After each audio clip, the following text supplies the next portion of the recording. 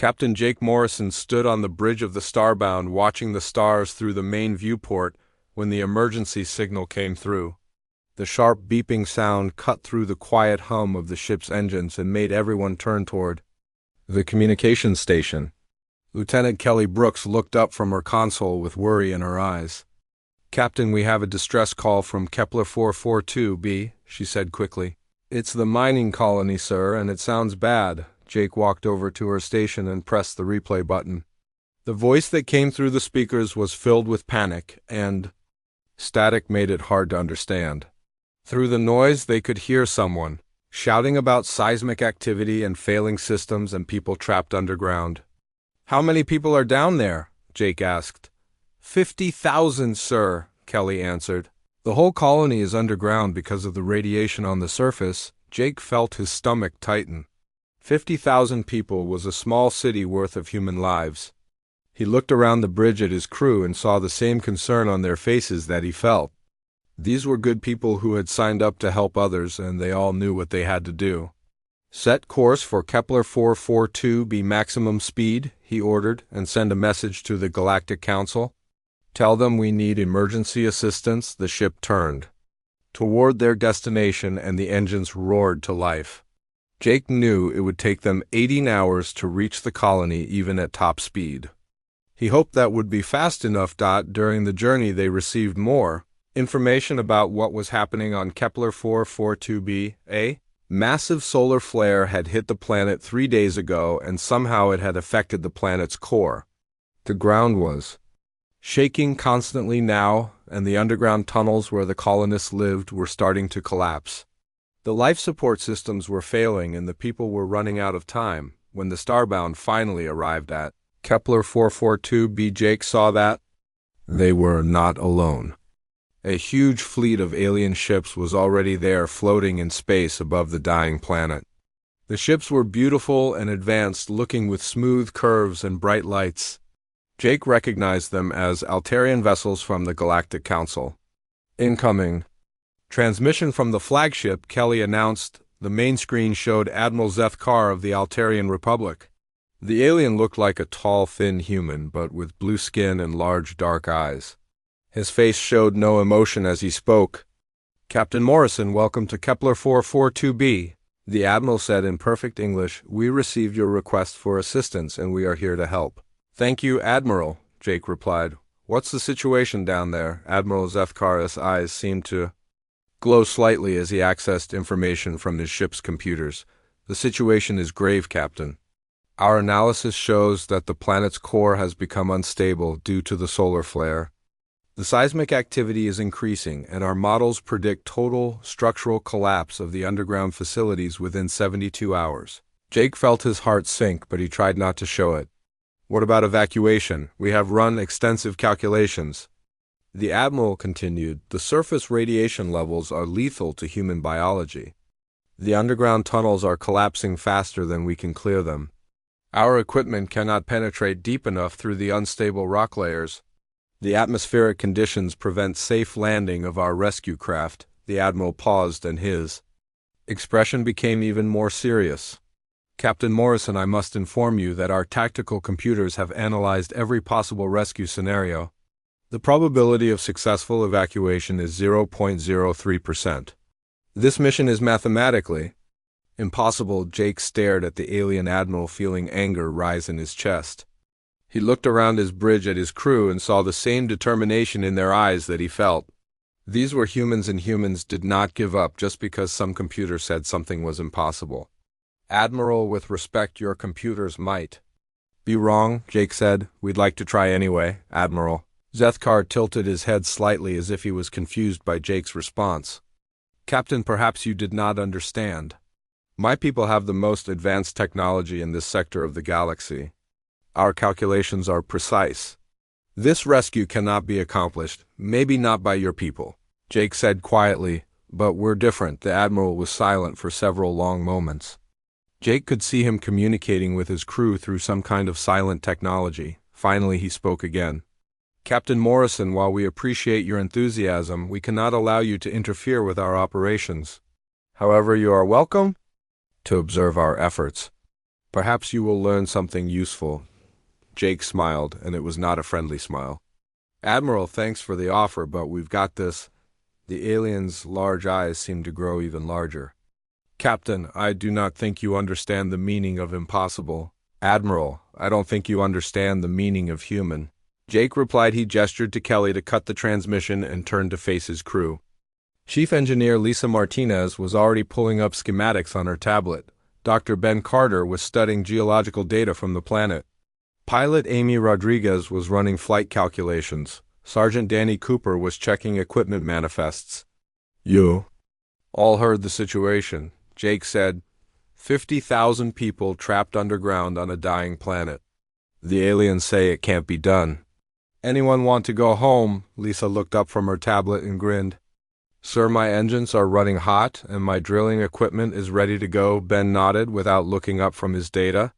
Captain, I think I see a way through this. Amy spun around in her pilot seat. Sir, I can fly through anything they throw at me, Danny smiled and cracked his knuckles. Captain, just point me toward the danger. Jake felt pride swell in his chest. This was why he loved being human and why he loved his crew. When faced with the impossible, they did not calculate odds or run computer models. They rolled up their sleeves and got to work. All right, people, let's show these aliens how humans handle impossible missions, he said. Lisa, get me every piece of mining and drilling equipment we have. Then I need you to find us a way down to those people. Amy, prep the shuttle for atmospheric entry. Danny, gather your rescue team. As his crew rushed to their tasks, Jake looked back at the view screen showing the alien fleet. Admiral Zethkar was probably running more calculations right now, trying to understand why the humans were not accepting defeat. Soon he would understand that humans were different from other species in the galaxy. Soon he would learn that when humans said they had something handled, it was time to step back and watch them work. Chief Engineer Lisa Martinez stood in the cargo bay surrounded by equipment that was never meant to work together.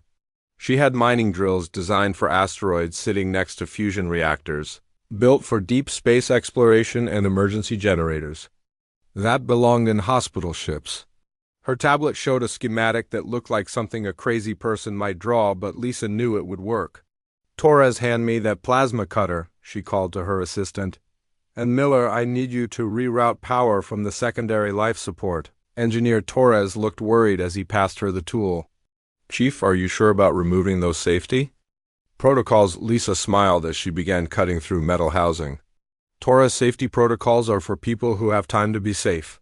We have 70 hours to save 50,000 lives across the bay. Dr. Ben Carter was studying geological readings.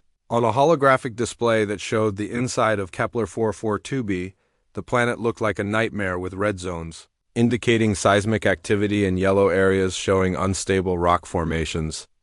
Most scientists would look at this data and declare the rescue impossible, but Ben was not most scientists. The core is destabilized, but it's following a pattern, he said to himself as he manipulated the display. The seismic waves are predictable. If you know what to look for. Behind him, Amy Rodriguez was running flight simulations on her personal computer. The numbers showing on her screen would make most pilots refuse to fly, but Amy was already planning her approach route. She had flown through solar storms and navigated asteroid fields, and she was not about to let some radiation and debris stop her from saving people. Hey, Ben, she called over. How deep do we need to go? Ben looked up from his geological data. The main colony is 7 kilometers down, and the outer settlements go as deep as 12 kilometers, Amy whistled softly. That's deep. What about the surface conditions, radiation levels that would kill an unprotected human in minutes? Ben replied, plus atmospheric storms carrying debris the size of buildings and seismic activity that could crack open the ground. Without warning, Amy nodded and went back to her calculations. She had flown missions that other pilots called suicide runs, and she was still here. This would just be another day at the office. In the armory, Sergeant Danny Cooper was selecting equipment for his rescue team. He chose lightweight gear that could move quickly through tight spaces and emergency medical supplies for treating injured colonists. His team of 12 Marines was checking their equipment with the calm efficiency of people who had trained for exactly this kind of mission. Sergeant, how are we getting down there? asked Corporal Steve Martinez. Danny looked at a map of the underground colony on his tablet. We go in fast and we move smart. The tunnels are collapsing, but they're not all collapsing at once. We follow the stable routes and we adapt when things change. And if we get trapped down there with them? Asked Private Janet Miller. Danny smiled and checked his rifle one more time. Then we find another way out. That's what humans do. Admiral Zethkar watched all of this activity through his ship's long-range sensors and felt something his people rarely experienced, which was confusion. The humans were modifying their equipment in ways that violated basic engineering principles. They were planning to enter atmospheric conditions that their own computers said were lethal. They were treating this impossible mission as if it was just another job. Science Officer Vethlin, the Admiral said. Are you monitoring human activities, Science Officer? Vethlin looked up from his console with all four of his eyes showing bewilderment. Yes, Admiral, and I must report that their modifications make no logical sense. They have removed safety systems that prevent equipment failure. They are overcharging their power systems beyond recommended limits. They are planning flight paths that violate standard atmospheric entry procedures. What is their probability of success? Admiral Zethkar asked. Vethlin consulted his calculations. Admiral, their modifications will result in catastrophic equipment failure within minutes of activation. Their flight plan will result in certain destruction of their aircraft. Their rescue mission will result in the deaths of the rescue team. And the people they are trying to save. Admiral Zethkar nodded slowly. This was what he had expected to hear. The humans were brave, but they were also foolish, and they were about to learn a hard lesson about the limits of courage. Back on the Starbound, Lisa Martinez finished her modifications and stepped back to admire her work. What she had created looked like a mechanical monster with drills and cutters and power systems, all connected by cables and pipes that seemed to go everywhere at once. It was not pretty, but it would do the job. Computer, run a diagnostic on the drilling system, she ordered. The ship's computer processed the request for several seconds before responding. Warning, Chief Martinez, the drilling system is operating at 312% of normal capacity.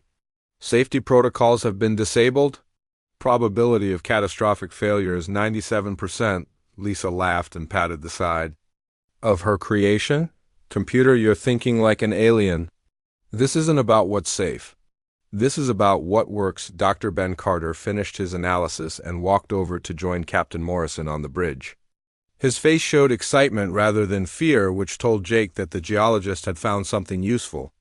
Captain, I think I know how to get down there, Ben said. The aliens are fighting the planet's instability, but we don't have to do that. What? Do you mean? Jake asked. Ben pulled up a display showing seismic wave patterns. The planet is shaking in a rhythm. If we time our descent correctly, we can ride the seismic waves down instead of fighting them. The unstable rock will actually help us go deeper faster. Jake stared at the display. You want to surf an earthquake? Essentially, yes, Ben replied. It's dangerous, but it will get us past the worst of the collapsed areas, and if your timing is wrong, Ben shrugged, then we become part of the geology. But Captain, if we do nothing, those 50,000 people are going to die anyway. Jake nodded and activated the ship-wide communication system. All hands, this is the captain. We launch in 2 hours. Everyone knows the risks and everyone knows what's at stake. The aliens think this mission is impossible, and maybe they're right.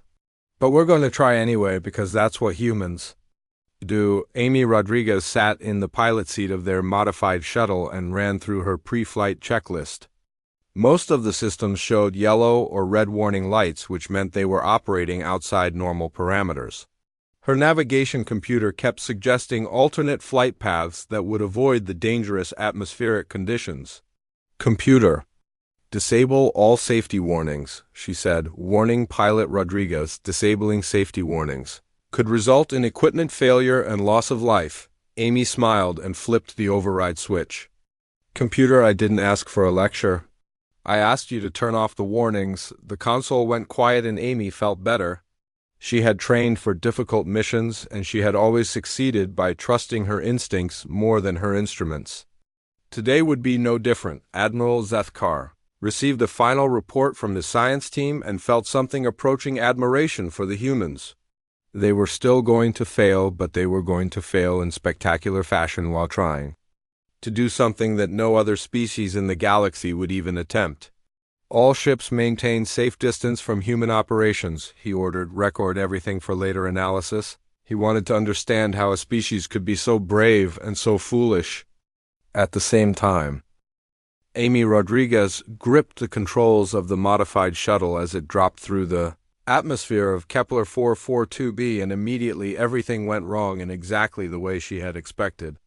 The radiation alarm screamed warnings while chunks of debris, the size of cars, bounced off their reinforced hull in the atmospheric storms, tried to tear the shuttle apart with winds that moved faster than most starships. "Amy, how are we doing up there?" came Jake's voice through the intercom. "Oh, you know, Captain, just another lovely day for flying," Amy replied as she rolled the shuttle to avoid a piece of falling mountain.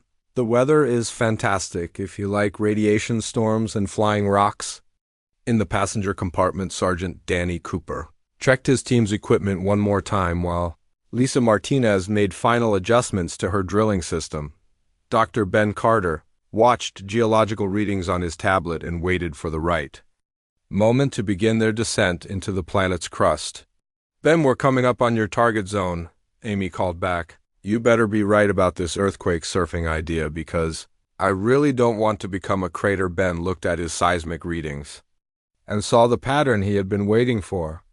"Amy, in 30 seconds you need to angle us down at precisely 45 degrees and follow my directions." "Exactly, got it," Amy said as she fought to keep the shuttle stable in the violent atmosphere.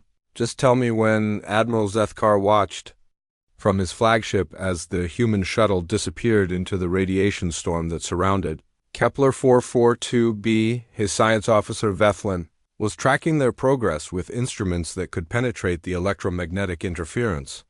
"Admiral, the human craft has entered the storm," Vethlin reported.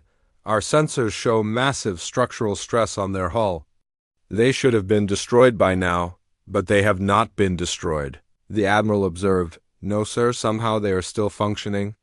Their pilot is performing maneuvers that our computers say are impossible under these conditions." "Admiral?"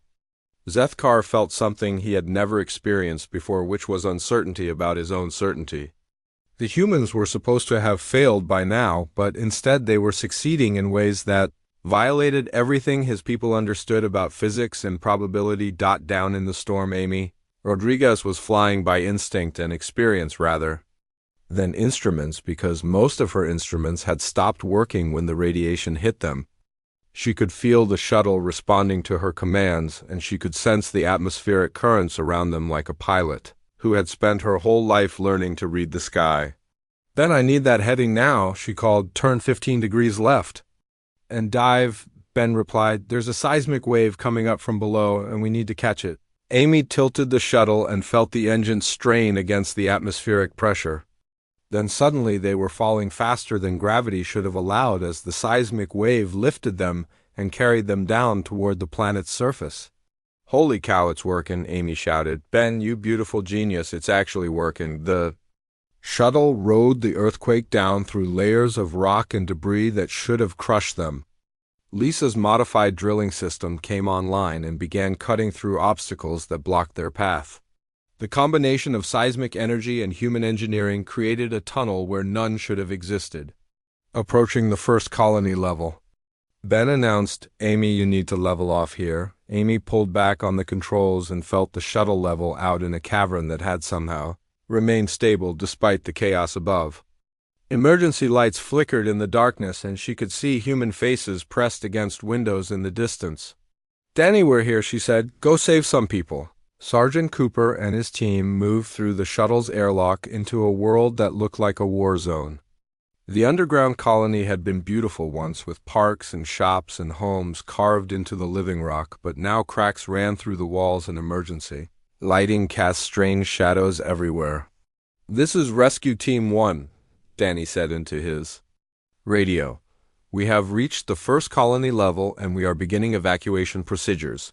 The colonists who met them looked exhausted and frightened, but they also looked hopeful when they saw the human rescue team. A woman named Dr. Kate Johnson, who seemed to be in charge of the emergency response, led them toward the areas where people were trapped. "Sergeant, we have 300 people in this section," she said, "but the main elevator shaft collapsed yesterday. And we can't get them out." Danny looked at the blocked passage and then at his team. "Miller and Jackson set up the portable charges. We're going to make our own exit, Sergeant, that could bring down this whole section," Dr. Johnson warned. Danny smiled and checked his explosives. "Doc, with respect, that's why we brought the right kind of charges. We're not here to make things worse." While Danny's team worked on opening new evacuation routes, Lisa Martinez was setting up her drilling equipment to reach the deeper levels of the colony. Her modified system was working exactly the way she had designed it, which meant it was loud and dangerous and completely effective. "Lisa, how long until you can reach level 7? Jake asked through the radio. "Captain, give me 20 minutes and I'll have a tunnel straight down to the main colony," Lisa replied as sparks flew from her equipment. "It's not going to be pretty, but it will get the job done." Dr. Ben Carter was monitoring seismic activity and coordinating their movements with the planet's natural rhythms. Every few minutes he would call out warnings about incoming shock waves, and the team would brace themselves as the ground shook around them. "Next wave coming in 15 seconds, he announced. "This one is going to be big." The rescue team pressed themselves against the walls as the planet convulsed and chunks of rock fell from the ceiling. When the shaking stopped, they went back to work as if massive earthquakes were just part of their normal routine. Admiral Zethkar received updates from his science team and found himself revising his understanding of what was possible. The humans were not just surviving in conditions that should have killed them, but they were actually making progress with their rescue mission. "Vethlin, how many colonists have they evacuated so far?" he asked. "Admiral, our sensors show approximately 800 humans moving toward the surface." The science officer replied, "They are using techniques that do not appear in any of our tactical databases." "What techniques?" "Sir, they are using controlled explosions to create new passages through unstable rock. They are riding seismic waves to transport heavy equipment. They are modifying their drilling systems in real time to adapt to changing conditions." Admiral Zethkar was quiet for a long moment. "And their equipment still functioning, Admiral, though our models predict it should have failed hours ago." The Admiral watched the tactical display showing human activity deep beneath the planet's surface. According to everything his people knew about engineering and physics, the human rescue mission should have ended in disaster. Instead, the humans were succeeding through a combination of skill and adaptation that his people had never encountered before. "Admiral, incoming message from Captain Morrison," the communications officer announced. Jake's face appeared on the main screen and he looked tired but determined. Behind him, Amy Rodriguez was visible in the pilot seat, still fighting to keep their shuttle stable in the underground caverns. "Admiral, we've reached the first 3 colony levels and we're evacuating people as fast as we can." Jake reported, "Our equipment is holding up and our plan is working." "Captain Morrison," Admiral Zethkar said carefully, "our calculations indicated this mission was impossible." Jake smiled, and it was the smile of someone who was proving a point. "Admiral, maybe your calculations need to account for the fact that humans don't believe in impossible." The transmission ended and Admiral Zethkar found himself staring at a tactical display that showed human success where his science had predicted only failure. For the first time in his long career, he began to wonder if his people might have something to learn from these strange beings who treated physics like suggestions rather than laws. The countdown timer on Jake Morrison's console showed 18 hours remaining when everything started to fall apart. Lisa Martinez's drilling system had been running at impossible levels for 2 days, and the strain was finally beginning to show. Sparks flew from overloaded circuits and warning lights flashed red across her control panel. "Captain, we have a problem," Lisa announced as she fought to keep her equipment running. "The main drilling assembly is overheating and I'm losing power to the excavation systems." At the same time, Amy Rodriguez was dealing with her own crisis in the pilot compartment. The atmospheric storms had grown stronger and chunks of debris were getting larger as the planet's surface continued to break apart. Jake, I hate to add to our troubles, but the flight path back to the surface is getting worse, Amy reported. I'm seeing building-sized rocks falling through the atmosphere, and the radiation levels are spiking. Deep underground, Sergeant Danny Cooper and his rescue team had successfully evacuated 20,000 colonists from the upper levels, but they still had 30,000 people trapped in the deepest parts of the colony. The main elevator shafts had collapsed completely, and the emergency stairwells were blocked by fallen debris. Sergeant, we have a bigger problem, called Dr. Kate Johnson as she ran toward him with her tablet showing structural readings. The lower levels are starting to flood. A seismic activity has cracked the underground water systems. Danny looked at the readings and felt his heart sink. Water was pouring into the deepest sections of the colony where the largest number of people were trapped. In a few hours, those areas would be completely flooded and everyone down there would drown. How long do we have? He asked. Maybe 6 hours before the water reaches the main residential areas. Dr. Johnson replied, after that we lose access to sections that house 15,000 people. Danny activated his radio to report to Captain Morrison. But before he could speak, the ground shook with the strongest earthquake yet. The tunnel ceiling above them cracked and chunks of rock crashed down around the rescue team. When the shaking stopped, Danny found himself and 5 of his Marines cut off from the rest of the team by a wall of fallen stone. Captain, this is Cooper, he said into his radio. We have a secondary collapse down here. My team is trapped with about 3,000 colonists and the water is rising. Jake closed his eyes for a moment and felt the weight of responsibility on his shoulders. His crew had achieved the impossible by getting this far, but now they were facing problems that seemed to have no solutions. Equipment was failing, new obstacles were appearing, and time was running out for everyone. Lisa, how long can you keep the drilling system running? He asked. Lisa looked at her instruments and did some quick calculations. Captain, at current power levels, maybe 2 more hours. After that, the fusion reactor will shut down automatically to prevent a meltdown. What? If we bypass the safety systems? Then we might get another hour of drilling time, or we might vaporize half the planet, Lisa replied. It's not exactly a precise science at this point. Dr. Ben Carter had been monitoring seismic activity and studying the geological data when he suddenly looked up with excitement in his eyes. Captain, I think I have an idea, but you're not going to like it. At this point, Ben, I'll listen to any idea that doesn't involve giving up. Jake said. Ben pointed to his geological display showing the planet's internal structure. The seismic activity is being caused by pressure building up in the core. If we could trigger a controlled release of that pressure, we could create a much larger earthquake. You want to make the situation worse? Jake asked. No, sir, I want to use the planet's own energy to clear our escape route, Ben explained. If we time it correctly, we can trigger a seismic event that will crack open a direct path from the deep colony levels to the surface. Amy Rodriguez turned around in her pilot seat. Ben, that sounds like you want to set off a volcano. Not exactly a volcano, Ben said. More like a really big earthquake that happens to go in the direction we need. Jake stared at the geological data and tried to understand what his scientist was proposing. Ben, if this goes wrong, we could kill everyone on the planet, including ourselves. Captain, if we do nothing, everyone dies anyway. Ben replied, this gives us a chance. Down in the flooded tunnel, Sergeant Cooper was dealing with his own impossible situation.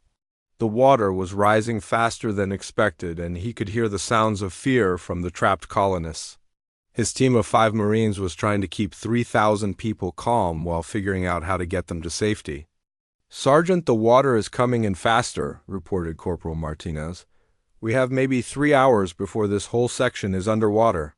Danny looked around the cavern where they were trapped and saw families with children and elderly people who could barely walk. These people were depending on him to find a way out, but he was running out of options. Cooper, this is Morrison, came Jake's voice through the radio. We're going to try something that might give you a way out, but it's going to be dangerous. Captain, dangerous is better than drowning. Danny replied, what do you need us to do, Ben?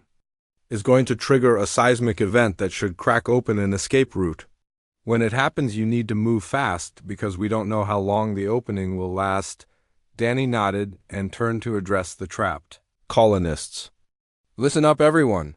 We're going to get out of here, but when I give the word, you need to move quickly and stay together. Can you do that? The colonists nodded, and Danny saw determination in their faces despite their fear. These were people who had chosen to live on a dangerous frontier world, and they were not going to give up now, back on the surface. Lisa Martinez made a decision that would have horrified any engineer who followed safety protocols. She began rerouting power from the shuttle's life support systems to keep her drilling equipment running for a few more hours. "Lisa, what are you doing?" Jake asked when he saw her modifications. "Captain, I'm giving us the power we need to finish." "This job," she replied, "we can hold our breath for a while if it means saving 30,000 lives." Admiral Zethkar watched the human activities from his flagship and found himself experiencing something his logical people rarely felt, which was anticipation. The humans were about to attempt something that violated every principle of geological science, and if they succeeded, it would change everything his people believed about what was possible. "Admiral, should we move our ships to a safer distance?" asked his tactical officer. Admiral Zethkar considered the question and then shook his head. "No, we stay here. If the humans succeed, I want to see exactly how they do it. If they fail, we need to be close enough to attempt our own rescue mission." Dr. Ben Carter finished his calculations and looked up at Captain Morrison. "Captain, I can trigger the seismic event in 30 minutes. Everyone needs to be ready to move when it happens." Jake activated the ship-wide communication system. "All hands, this is the captain. In 30 minutes, Dr. Carter is going to create an earthquake that will either save everyone or kill everyone. Either way, we're going to find out what humans can accomplish when we refuse to accept defeat." Amy Rodriguez checked her flight systems one more time and prepared for what would either be the most dangerous landing of her career or the last landing she would ever make. "Captain, the ride home is going to be interesting." Lisa Martinez looked at her overloaded equipment and smiled. "Captain, my systems are ready to explode or save the day."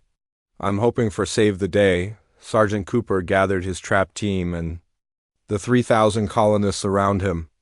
"Everyone get ready to run. We're about to find out if humans are as crazy as everyone says we are."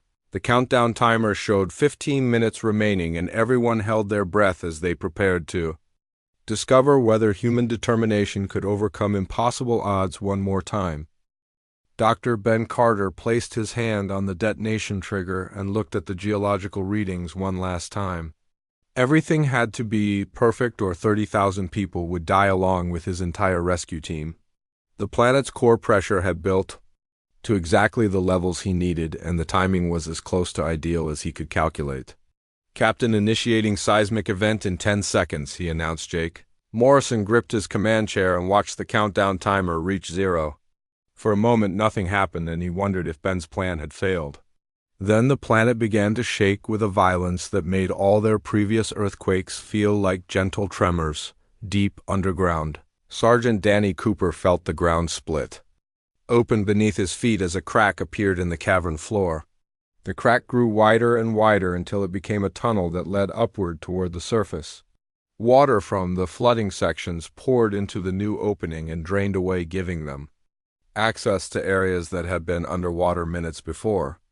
"Everyone move now," Danny shouted to the 3,000 colonists. "Follow the tunnel and don't stop for anything." The colonists ran toward the opening with their children in their arms and their belongings forgotten. They had lived underground for years, but now they could see actual sunlight filtering down from above for the first time. Since the crisis began, Amy Rodriguez felt the shuttle shake as the seismic waves reached the surface, but she managed to keep them stable as huge chunks of the planet's crust rearranged themselves around them. Through the viewports, she could see new canyons opening up and mountains falling down, but somehow the areas where the colonists were located remained stable.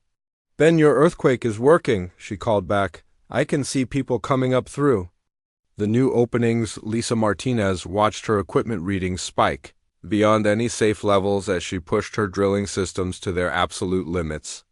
Smoke was pouring from the fusion reactor housing and warning alarms were screaming, but her equipment was still running and still cutting through rock to clear escape routes for the trapped colonists. "Captain, my systems are about to fail catastrophically." she reported, but I can hold them together for another 20 minutes. That's all we need, Lisa, Jake replied. You've done the impossible. Admiral Zethkar stood on his bridge watching tactical displays that showed impossible things happening on the planet below. The humans had triggered a controlled seismic event that was reshaping the planet's geography while somehow protecting the areas where their people were located. It was as if they had convinced the planet itself to help with their rescue mission. Science Officer Vethlin, report, he ordered. Admiral, the humans have successfully triggered a geological event that our computers said was impossible to control, Vethlin replied with all four of his eyes wide with amazement. They are using the planet's own energy to create escape routes for their trapped population. How many have they evacuated? 47,000 so far, Admiral, and the number is rising rapidly. Admiral Zethkar felt something his people rarely experienced, which was genuine awe. The humans had not just succeeded in their impossible mission, but they had done it in a way that violated everything his species understood about the limits of what could be accomplished through determination and ingenuity on the planet's surface. Amy Rodriguez was performing the most difficult flying of her career as she moved the shuttle between the new canyons and cracks to pick up groups of evacuated colonists. The atmospheric conditions were still deadly and debris was still falling from the sky, but she navigated through it all with the skill of someone who refused to accept that anything was impossible. Shuttle bay full, announced Corporal Martinez. As the last group of colonists strapped themselves into emergency seating, Amy, we need to get these people to the transport ships. Amy pulled back on the controls and felt the overloaded shuttle strain to lift off from the planet's surface. They were carrying 3 times the recommended passenger load, but the engines responded to her commands and carried them up through the radiation storm toward the safety of the fleet waiting in orbit. Transport ship Oregon, this is rescue shuttle. Requesting immediate docking, she called. Shuttle, you are cleared for emergency landing, came the reply. Medical teams are standing by. As the shuttle docked with the transport ship, Amy finally allowed herself to smile. They had done it. Against all odds and despite every prediction of failure, they had successfully evacuated all 50,000 colonists from a dying planet. Down on Kepler 442b, Sergeant Cooper emerged from the underground tunnels with the last group of survivors and looked up at a sky that was still filled with falling debris and radiation storms. The planet was dying, but his people were safe, and that was all that mattered. This is Cooper to Morrison, he said into his radio, all personnel accounted for. The colony is empty. Jake felt relief wash over him as he heard those words. Outstanding work, Sergeant. Amy is on her way to pick up your team. Lisa Martinez finally shut down her drilling equipment as the fusion reactor reached critical temperature levels. Smoke and steam poured from every system, but her equipment had lasted exactly as long as she needed it to. She sat down on the deck and wiped sweat from her forehead. Captain, this is Martinez. All drilling operations complete and all equipment safely shut down, she reported. It was touch and go there for a while, but everything held together. Dr. Ben Carter looked at his geological readings and saw that the seismic activity was beginning to stabilize. His controlled earthquake had accomplished exactly what he intended without causing the kind of catastrophic damage that could have made things worse. Captain, the geological situation is stabilizing, he announced. The planet will continue to be uninhabitable, but the immediate crisis is over. Jake activated the fleet-wide communication system to address all the ships that had participated in the rescue operation. All ships, this is Captain Morrison. Operation complete. All 50,000 colonists have been successfully evacuated with 0 casualties. Cheers erupted from human crews throughout the fleet, while the alien observers maintained their typical composure. But Admiral Zethkar felt something that his logical people rarely experienced, which was the desire to understand how such an impossible thing had been accomplished. Captain Morrison, this is Admiral Zethkar, came the transmission from the Altarian flagship. We would like to request a meeting to discuss your rescue techniques. Jake smiled as he looked at his exhausted but victorious crew. Admiral, we would be happy to share what we learned. But I should warn you that our methods might not work for your people. Why is that, Captain? Because, Admiral, our methods require believing that impossible is just another word for difficult. 3 hours later, the last of the colonists had been transferred to transport ships, and the fleet began its journey toward a new world where the survivors could rebuild their lives. The planet Kepler 442b continued its death spiral behind them, but the 50,000 humans who had called it home were safe. Admiral Zethkar spent the next several days interviewing human crew members and studying their techniques. His final report to the Galactic Council became required reading at military academies throughout the galaxy. Human tactical doctrine appears to be based on the premise that any problem can be solved through sufficient application of determination and creative thinking.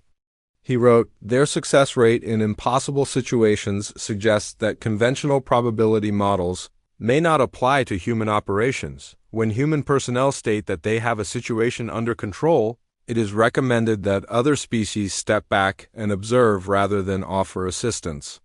The humans appear to perform best when facing overwhelming odds and limited resources. Further study is recommended to understand how a species that treats engineering safety protocols as suggestions rather than requirements continues to achieve positive outcomes in situations where more cautious approaches fail." The rescued colonists established a new settlement on a peaceful world far from any unstable stars. They named their main city Morrison in honor of the captain who had refused to accept that their rescue was impossible. Captain Jake Morrison and his crew returned to their exploration mission with their reputation enhanced and their confidence unshaken. For them, the impossible rescue had been exactly the kind of challenge that made them proud to be human. Years later, when young alien cadets asked their instructors about human capabilities, they were told a simple truth that had become accepted fact throughout the galaxy. When humans say they have something handled, the wise response is to believe them and prepare to witness something that should not be possible but somehow is.